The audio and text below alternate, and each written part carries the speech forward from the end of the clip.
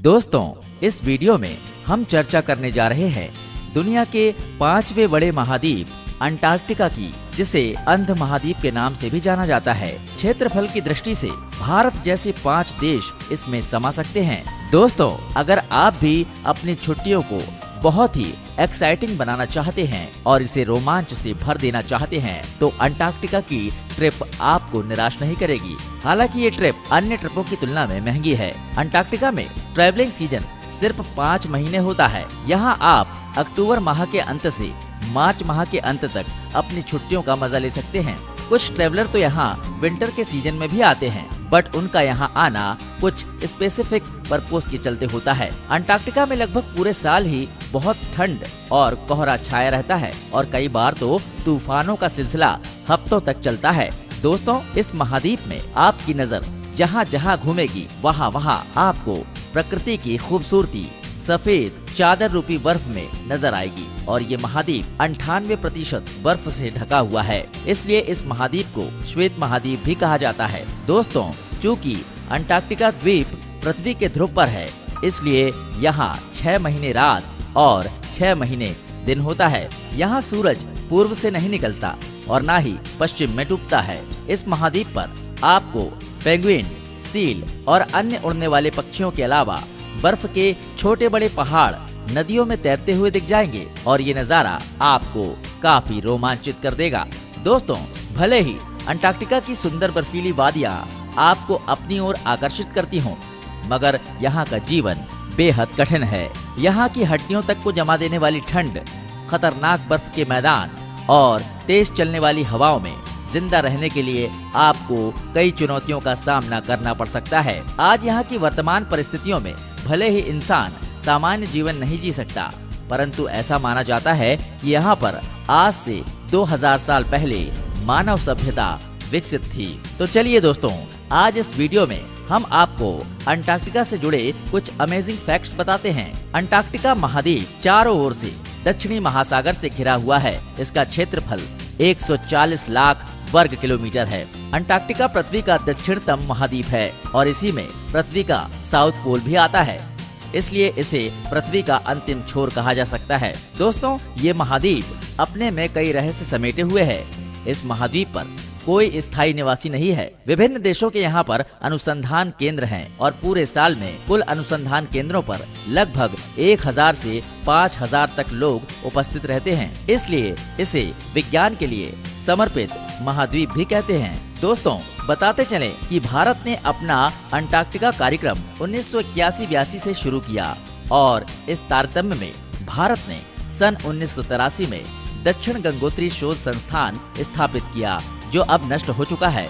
1989 में दूसरा शोध संस्थान मैत्री तथा 1996 में तीसरा शोध संस्थान भारती स्थापित किया। प्रख्यात भारतीय भूवैज्ञानिक सुदीप्ता सेन गुप्ता के अनुसार अंटार्कटिका स्थित भारतीय स्टेशन दूसरे देशों के शोध स्टेशनों की अपेक्षा कहीं आगे हैं। अंटार्कटिका में फैली बर्फ की चादर की मोटाई लगभग 1.6 किलोमीटर है और धरती का अधिकांश साफ पानी यहीं पर है, लेकिन ये पानी बर्फ के रूप में है।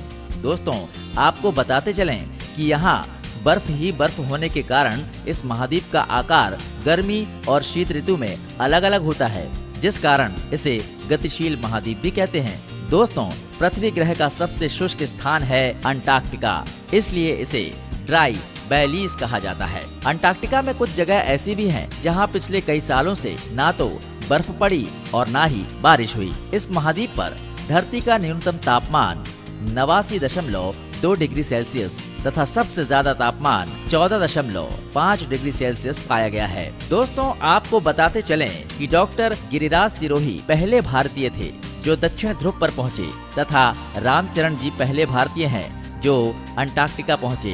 हालांकि दक्षिण ध्रुव पर सबसे पहले पहुंचने वाला व्यक्ति नॉर्वे निवासी एमुंडसेन थे।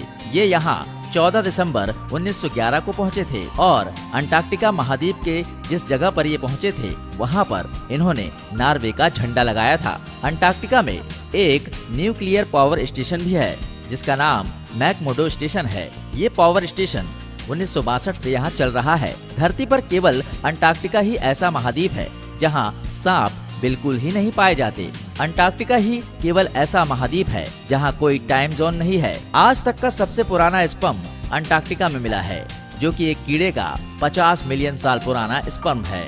लाइकेन और मास यहाँ की प्रमुख वनस्पतियाँ हैं। अंटार्कटिका में ही ओजोन छिद्र का पता चला था। यहाँ की सबसे ऊंची चोटी विन्सन मासिफ है। क्रिल मछली यहाँ के भोजन का प्रमुख स्रोत है। जनवरी 1979 में इमाइल मार्को पाल्मा नाम की महिला दुनिया के सबसे आखिरी दक्षिणी छोर पर जन्म लेने वाली पहली इंसान बनी। ये अर्जेंटीना द्वारा खुद को अंटार्कटिका का हिस्सा बनाने का एक प्रयास था। अर्जेंटीना ने एक गर्भवती औरत को यहाँ इसलिए भेजा था। बेहद ठंडा होने के बावजूद अंटार्कटिका में 1150 अलग अलग प्रजातियों के कवक फंगी पाए जाते हैं। अंटार्कटिका में एक भी पोलर बियर नहीं रहता है। अगर आपको पोलर बियर देखने हैं तो आपको आर्कटिक या कनाडा जाना पड़ेगा। अंटार्कटिका में स्थित पार अंटार्कटिक पर्वत ट्रांस अंटार्कटिक माउंटेन्स इस महाद्वीप को ईस्ट और वेस्ट भागों में विभाजित करता है। ये पर्वत श्रृंखला दुनिया के सबसे ऊंचे पर्वतों में से एक है। दोस्तों, हमें उम्मीद है कि अंटार्कटिका पर फैले प्रकृति के अद्भुत सौंदर्य ने आपका मन मोह लिया होगा। विभिन्न देशों के शोधकर्ताओं और यहाँ जाने वाले पर्यटकों को इस बात का ख्याल रहना चाहिए कि ढेरों प्राकृतिक खूबसूरती समेटे हुए ये महाद्वीप हमेशा स्वच्छ व प्रदूषण मुक्त बना रहे।